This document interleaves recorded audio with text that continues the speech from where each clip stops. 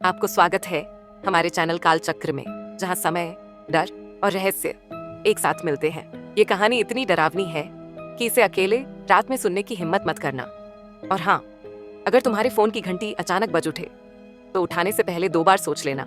अब सोचो, अगर आधी रात को तुम्हारे फोन पर एक अनजान नंबर से कॉल आए, तुम उठाओ और दूसरी तरफ से कोई धीमी, ठंडी, अजीब सी आवाज कहे, अब तुम अगले हो, और फिर फोन कट जाए। तुम्हें पहले लगेगा कि कोई मजाक कर रहा है, लेकिन जब अगले ही दिन तुम्हारे किसी करीबी की रहस्यमयी मौत हो जाए तो लाइट्स बंद कीजिए, हेडफोन लगाइए और तैयार हो जाइए और एक भयानक कहानी के लिए। आज की कहानी है डरावना टेलीफोन कॉल। मुंबई के एक कॉर्पोरेट ऑफिस में काम करने वाला राहुल शर्मा रोज रात 1 बजे ऑफिस से घर लौटता था। उसकी जिंदगी नॉर्मल थी, लेकिन एक फोन कॉल ने सब कुछ बदल दिया। उस रात ऑफिस से निकलते वक्त ठीक 12:30 पर उसका फोन बजा। अनजान नंबर। थोड़ी देर तक उसने सोचा कि कॉल उठाए या नहीं, लेकिन फिर क्यूरियोसिटी में कॉल उठा लिया। हेलो। दूसरी तरफ बहुत धीमी और ठंडी आवाज में किसी ने कहा, अब तुम अगले हो। राहुल के रोंगटे खड़े हो गए।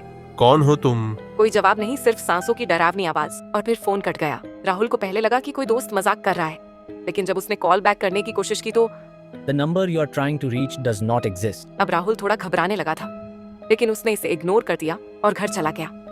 पर उसे क्या पता था कि ये कॉल उसकी मौत का पैगाम था। अगली सुबह राहुल अपने ऑफिस पहुंचा, लेकिन वहां एक दिल दहला देने वाली खबर मिली। उसके दोस्त अजय की रात 12:30 पर रहस्यमयी मौत हो चुकी थी।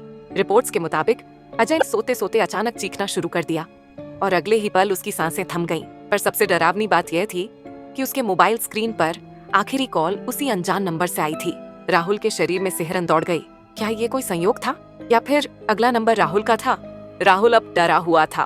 उसने अपने हैकर दोस्त समीर से मदद मांगी और नंबर ट्रेस करने को कहा। समीर ने कंप्यूटर पर नंबर ट्रैक करने की कोशिश की, लेकिन फिर उसकी स्क्रीन ब्लिंक करने लगी। स्क्रीन पर सिर्फ एक ही शब्द लिखा आया, तैयार हो जाओ। अचानक समीर की आंखें चौड़ी हो गईं और उसका शरीर कांपने लगा। उसने राहुल की तरफ डर से देखा और कहा, राहुल, ये नंबर किसी इंसान का नहीं है, ये कॉल दूसरी दुनिया से आ रहा है। ठीक उसी पल राहुल के फोन पर फिर वही कॉल आया।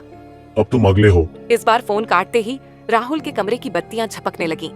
दीवार पर उसकी परछाई अपने आप हिलने लगी और फिर राहुल ने देखा कि उसकी परछाई से एक दूसरा काला साया बाहर निकल रहा था। राहुल का दिल जोरों से धड़कने लगा। उसने समीर की ओर देखा, लेकिन समीर की हालत पहले से ही खराब थी। ये मौत का साया था और अब ये राहुल के पीछे था। राहुल बाबा आनंदनाथ के पास गया, जो आत्माओं के बारे में जानते थे। बाबा ने ध्यान लगाया और कहा, तुम्हें एक मरे हुए इंसान का कॉल आ रहा है। जो भी इस कॉल को उठाता है वह 3 दिन के अंदर मर जाता है। राहुल की आंखें फटी रह गईं। बाबा, मैं बच सकता हूँ।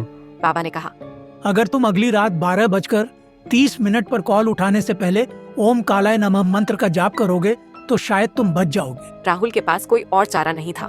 उसने पूरी रात जागकर मंत्र का जाप किया और अगली रात फिर से वही कॉल आया और वही शब्द दोहराया गया, अब तुम अगले हो। लेकिन इस बार राहुल ने घबराने की बजाय मंत्र का जाप करना शुरू कर दिया। ओम कालाय नमः, ओम कालाय नमः। दूसरी तरफ से अचानक भयानक चीखें सुनाई देने लगीं। फोन पर अजीब सी आवाजें आईं, जैसे कोई जल रहा हो। नहीं, तुम बच नहीं सकते। फोन अपने आप जलकर राख हो गया। राहुल को लगा उसने मौत को हरा दिया है, लेकिन सच में ऐसा हुआ। अगली सुबह राहुल को लगा कि अब सब ठीक हो चुका है, लेकिन जैसे ही उसने अपना नया फोन उठाया और देखा एक नया वॉइस मेल, उसने डरते हुए सुना और दूसरी तरफ से वही भयानक आवाज आई। तुमने सोचा कि तुम बच गए? नहीं राहुल, मैं अब भी तुम्हारे साथ हूँ और अगला नंबर तुम्हारी बहन का है। अगर आपके फोन पर भी रात 12:30 पर कोई अनजान नंबर से कॉल आए तो क्या आप उसे उठाएंगे? कमेंट्स में बताएं। अगर आपको हमारी ये कहानी अच्छी लगी हो तो प्लीज चैनल को सब्सक्राइब कीजिए ताकि हमारे साथ जुड़े रह सके।